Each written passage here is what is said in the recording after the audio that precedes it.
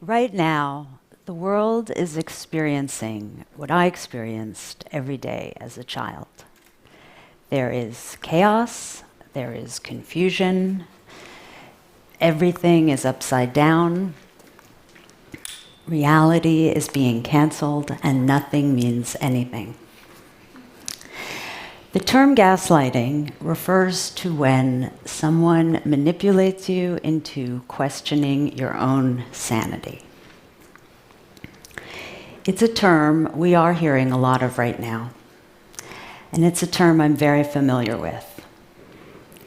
People are perhaps confused with how to manage and to cope with the situation, and that's where I can help. When I was in my mid-30s, I had a meeting with my editor, and it was my first major journalism assignment for the Sunday Times magazine. I'd gone to meet him for a drink, and I was feeling hopeful. I was feeling like things might work out. And as I was leaving, another writer arrived. This writer recognized me from when I was a child, and he said, "Are you so-and-so's daughter?" And I replied, "Yes." And he'd been a guest at one of my mother's dinner parties. After I left this meeting, my editor told me that he had said, "Oh, I always wondered how that little girl would survive. I had thought her only chances were suicide or murder." When he told me this line, I felt validation, because here was this person who had actually witnessed what I knew to be true, and it confirmed what I knew. So he had said two options, suicide or murder. Why would he say that? And what does this have to do with gaslighting? I grew up in an environment that from the outside seemed privileged and enviable. My mother was a very glamorous poet and an artist, and there were always very interesting people around. It was a bohemian world. She loved entertaining, and there would be raucous parties on weeknights. I would be in my bed trying to go to sleep, and I would be woken up with drunken laughter and noise outside the bedroom. And sometimes these people would come into my room to escape from the crowd. And they would sit and they would smoke and they would use the bathroom. And other times I would get up in my nightgown and open the door and shout desperately, "Please, can people be quiet? It's a school night. I have to go to sleep. I have to get up tomorrow." My mother would reply, "Ariel, come join the party." Or she would say, "After the belly dancer, everyone will go home." It was total bombardment. So the following morning, what would happen is I would confront her about the situation, and it was as though this disruption had never happened. What I thought had happened, I was being told had not happened, and that I was making a big deal out of nothing. If I confronted her with the facts, they were batted away. I was sprayed with words of adoration and words of contempt. "You're a stupid idiot, and I wish you had never been born." When I confronted her about having said this to me, I was told I was making it up and that it was a lie. So it wasn't just that my reality was canceled, but my perceptions of reality were overwritten. And one of the most insidious things about gaslighting is the denial of reality. Being denied what you have seen with your own eyes and you know to be true. Being denied an experience that you have had and you know is real. For me, the erasure of the abuse was worse than the abuse. So it can make you crazy, but you are not crazy. I developed 4 strategies. They helped me, and at the time I didn't even know they were strategies. So in these uncertain times, I'm going to share them with you, and maybe they can help you too. Number one is to remain defiant. When I was a little girl, I wrote a story about running away from home. And when my mother saw the story, she said it wasn't true and demanded I change it. And I didn't change it. I actually yelled out, "I am not changing my story. I'm not." This defiance was key, because I was trusting my version of reality and not allowing it to be altered on demand. This anger protected me. I knew what I knew, and it couldn't be erased. So the person gaslighting you will often try to bully you. But being defiant is something that does not make you difficult. It's being resilient. Now, recognize that you will never get accountability. In my late 20s, I tried to confront the truth about what happened in my childhood.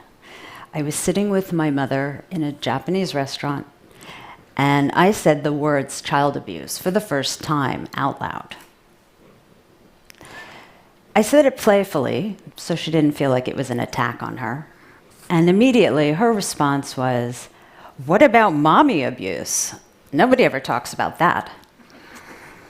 So what I learned in that moment was that she would never be able to take accountability for her actions.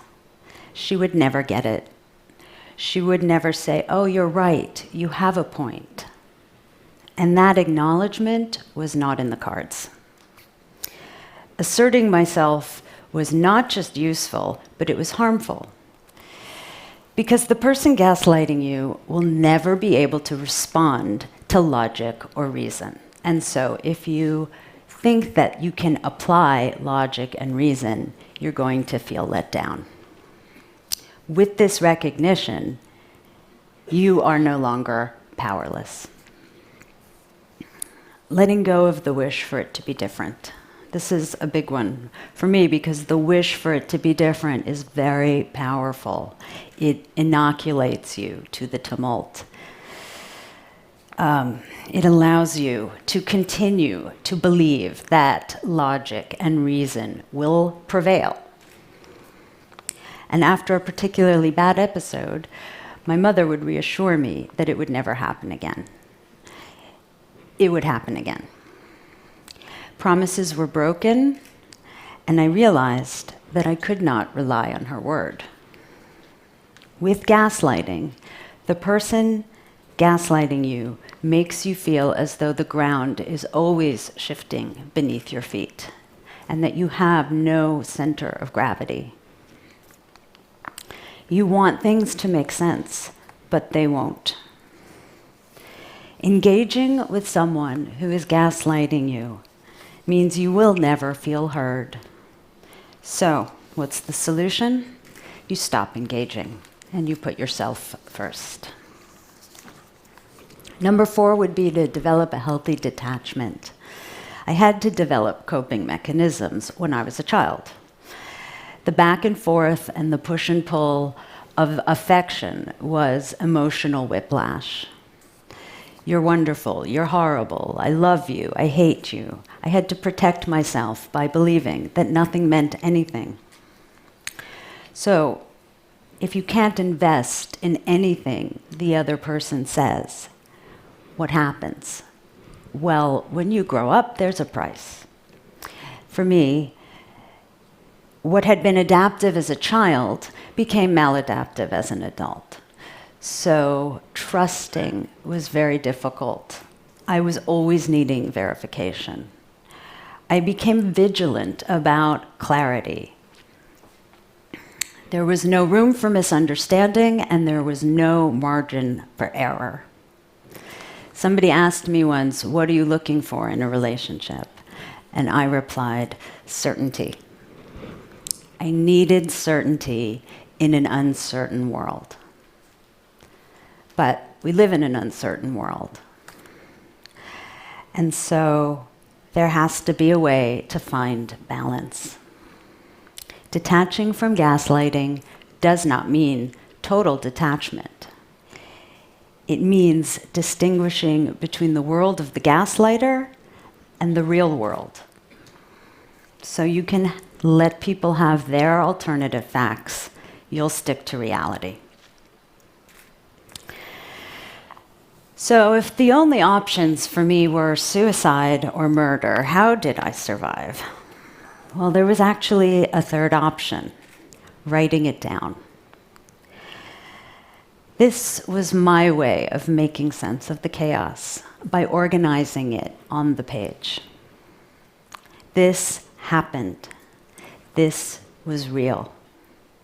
Whether the writing was published or not, it was something that had to be written. To say what needed to be said, to validate my reality. Even if it was disavowed, which it was testimony.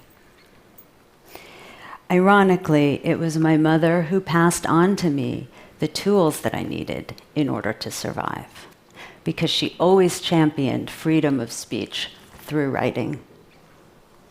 And by telling my story, it was and continues to be an act of redemption. Thank you.